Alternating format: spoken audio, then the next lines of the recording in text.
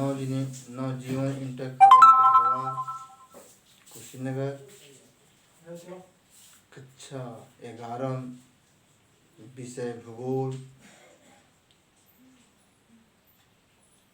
के बच्चों को आज हम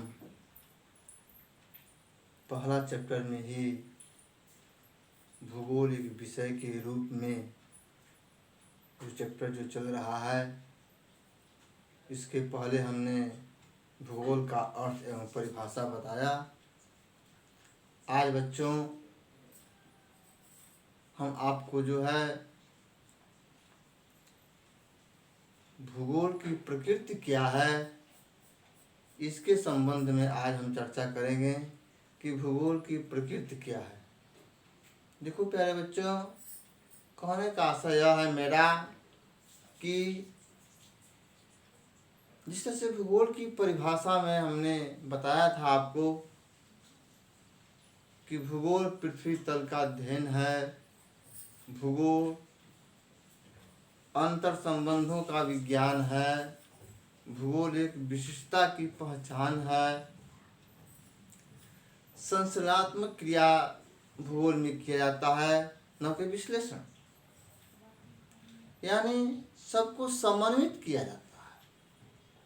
तो आज हम भूगोल में ये हम बताएंगे पहला चैप्टर में कि भूगोल की प्रकृति क्या है। सबसे पहले हम देख रहे हैं भूगोल की प्रकृति में पहला जो आपका हेडिंग है वह है भूगोल पृथ्वी तल का विज्ञान है।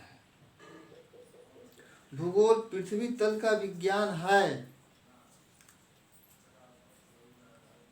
यह बात स्पष्ट है, सही है, लेकिन भूगोल पृथ्वी तल का विज्ञान होते हुए यह विभिन्न इसके प्राकृतिक तत्वों से जुड़ा हुआ है। इसीलिए भूगोल का क्षेत्र मैंने व्यापक बताया। भूगोल में विभिन्न पक्षों का अध्ययन किया जाता है और क्रमबद्धता से अध्ययन किया जाता है। तो भूगोल एक पृथ्वी तल का विज्ञान है, यानी पृथ्वी से संबंधित जुड़ा हुआ, जैसे मान लो मिट्टी है, खनिज पदार्थ है, प्राकृतिक वनस्पतियां हैं, ये सब जीव जंतु, पेड़ पौधे, तमाम ऐसे कोई ऐसा क्षेत्र नहीं है कि जो भूगोल में समाहित न हो। कहने का मेरा आशय यही है कि भूगोल, वैसे तो अर्थ में भी कह दिया गया कि भूगोल भूधन गोल, पृथ्वी गोल है, यही भूगोल है। मतलब पृथ्वी गोल है, इसके संबंध में हम इस पृथ्वी पर मानव जातियां, पेड़ पौधे, अन्य जीव जंतु, कीड़े मकोड़े, कृषि कार्य, उद्योग धंधे, खनिज, मिट्टी, ये सब इस पृथ्वी पर ही पाया जाता है। इसीलिए भूगोल में जो है पृथ्वी तल से जुड़ा हुआ है, वैज्ञानिकों का मानना, क्योंकि इसका हम अध्ययन करते हैं, पृथ्वी का अध्ययन करते हैं, इसीलिए भूगोल पृथ्वी तल का विज्ञान है। इस धरातल पर जो भी हम दिखाई दे रहा है हमारे आंखों के सामने, यहाँ तक कि हम जहाँ तक दृष्टि डालते हैं कुछ न कुछ नया परिवर्तन ही दिखाई पड़ता है, नया दृश्य ही दिखाई देता है। तो इसका हम अध्ययन कृष्ण की ज्योति अलौकिक तीनों लोक में छाए रही है। भक्ति विवश एक प्रेम पुजारिन, फिर भी दीप विद्वानों का कहना है भूगोल अंतर संबंधों का विज्ञान है। यह हार्सोन ने लिखे हैं, हार्सोन ने लिखे हैं कि भूगोल अंतर संबंधों का विज्ञान है। मतलब धरातल से और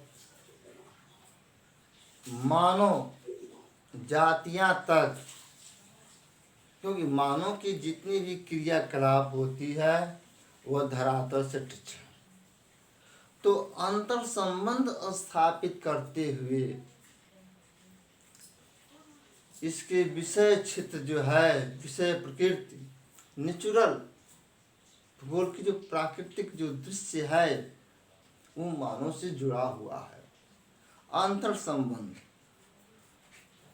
विभिन्नताएं होते हुए भी उनमें संबंध स्थापित किया जाता है और संबंध स्थापित करने के बाद उसका हम धीरे से क्रमबद्धता सा अध्ययन करते हैं।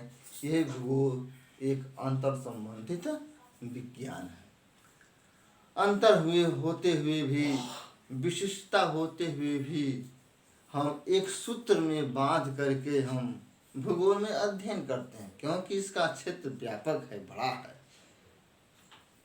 तीसरा आपका कॉलम आता है भूगोल प्रादेशिक विशिष्टता का विज्ञान है। भूगोल की प्रकृति प्राकृतिक विशिष्टता का विज्ञान है। यानी इस पृथ्वी पर, इस धरातल पर जहाँ हर प्रदेश की, हर देश का, हर राष्ट्र का,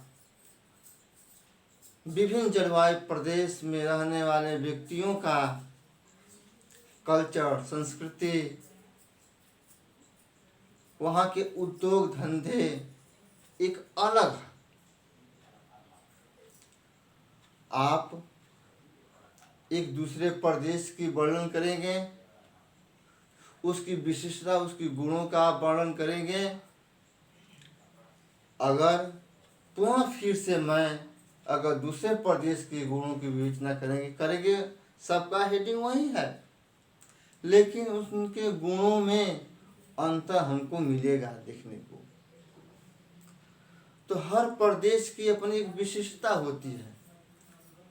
वहाँ की जलवायु, वहाँ की मिट्टी, वहाँ की वर्षा कब कैसी होती है, वहाँ खेती कैसे होती है। फिर इस प्रदेश को छोड़ करके अगला प्रदेश में जब हम प्रवेश करते हैं तो उसमें भी हम अध्ययन यही करेंगे कि वहाँ की जलवायु कैसी है, वहाँ का वातावरण कैसा है, वहाँ की मिट्टी कैसी है। तो प्रकृति जो नेचुरल है, प्रकृति की जो बनावट है वो भिन्न भिन्न है। भिन्न भिन्न होते हुए भी हम भूगोल में क्रमबद्धता से अध्ययन करते हैं। पहले उस देश की स्थितियों के बारे में, उसके बाद से हम स्थिति क्या है, विस्तार क्या है, इन सब चीज़ों के बारे में हम अध्ययन करते हैं। हर प्रदेश की अपनी एक अलग पहचान होती है। हम विशिष्टता होते हुए भी हम उनको अलग अलग करके हम अध्ययन करते हैं। ऐसा नहीं है आज जैसे मान लो एक उदाहरण के तौर पर पटहेरवा को ही ले लिया जाए, तो पटहेरवा की स्थिति और विस्तार क्या है, पटहेरवा की जो धरातलीय बनावट क्या है, वहाँ की प्राकृतिक स्वरूप कैसी है, वहाँ कौन सी कृषि कार्य की जाती है, वहाँ जीव जंतु कैसे पाए जाते हैं यहाँ पर, तो उसकी एक विशिष्ट पहचान हो गई। फिर पटहेरवा के बाद से हम और आगे बढ़ेंगे बच्चों। जैसे मान लो कोई एक और कोई गांव ही आ गया, गगनवा आ गया मान लो, तो गगनवा की धरातल की क्या बनावट है, उसकी क्या एक विशिष्ट पहचान है, वहाँ कृषि कैसी होती है। तो यह प्रकृति जो भी है, भूगोल की प्रकृति ने भी भिन्नताएं उत्पन्न करती है। हर प्रदेश की अपनी एक विशिष्ट पहचान होती है। यही विशिष्टता के अंतर्गत आता है। उसका निरूपण करते हैं, उसका निराकरण करते हैं। आपका चौथा आता है भूगोल एक संरचनात्मक विज्ञान है। भूगोल एक संरचनात्मक विज्ञान है। क्यों है? अभी हम इसके पहले बताए थे आपको बच्चों कि भूगोल जो है आपके अंतर संबंध स्थापित करते हुए समन्वय स्थापित किया जाता है। उसमें मिक्सचर दोनों को साथ लेकर के हम छोड़ेंगे नहीं, उन तथ्यों को लेकर के हम चलते हैं, एक साथ चलते हैं।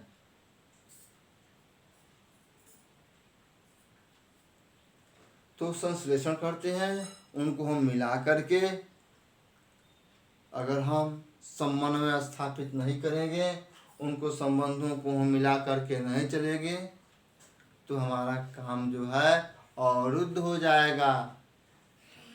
इसीलिए भूगोल की प्रकृति जो है एक क्या है? एक संश्लेषणात्मक विज्ञान है। अगर भूगोल में हम अपने आप में अकेले हम करें उसका विश्लेषण तो नहीं हो पाएगा, जब तक हम उसका समन्वय स्थापित नहीं करेंगे, दोनों का सम्मिलित स्वरूप को मिला करके नहीं चलेंगे, तब तक हम भूगोल की प्रकृति, आप ये भी जानते हैं कि हेटनर, हॉटसन, हुम्बोल्ट ने प्रकृति को सर्वोपरि कहा है कि प्रकृति ही सर्वोपरि है। प्रकृति अपने आप में एक अपनी विशिष्टता की पहचान है। मनुष्य उसका क्या है? दास है। प्रकृति का दास मनुष्य है। यानी प्रकृति जिस तरह से चाहे उस तरह से मानव को ढाल सकती है, लेकिन उसमें भी प्रकृति तो अपना प्रयास करेगी, लेकिन हम उनके साथ सामंजस्य स्थापित करके ही चलेंगे। इसीलिए कहा गया है भूगोल एक संश्लेषणात्मक विज्ञान है। समन्वित मिला करके चलना चाहिए। अगर हम इस तरह के काम नहीं करते हैं तो प्रकृति हमें दंड जरूर देगी।